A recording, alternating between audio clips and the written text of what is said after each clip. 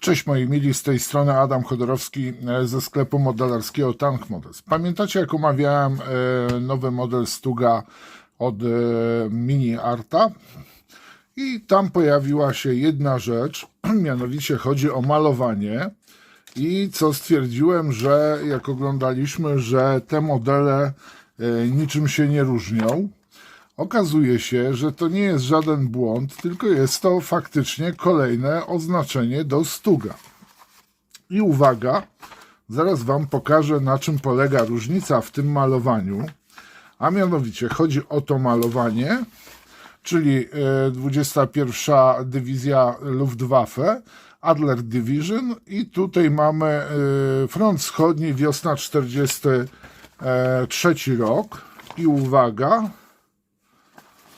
mamy tutaj, nie wiem czy dobrze pokazuję, tak samo 21, bo tu mamy malowanie numer 2, tu mamy malowanie numer 3.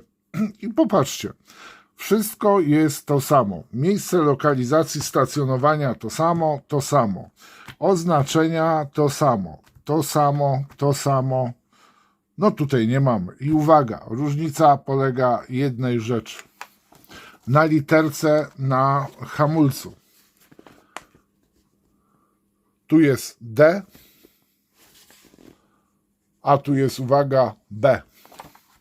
Czyli mamy B i D.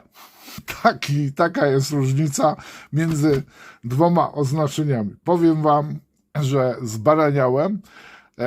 O tym powiedział mi po głębszym oglądaniu właśnie filmiku, jak i również samej instrukcji, jeden z klientów, który właśnie ma ten model w swojej kolekcji. Bardzo dziękuję za zwrócenie uwagi na to. Autentycznie nie zauważyłbym tego, że polega na tym różnica. Jeszcze raz Wam pokażę. Opisy. To samo. B, D. Dzięki serdeczne, pozdrawiam Was, trzymajcie się, cześć.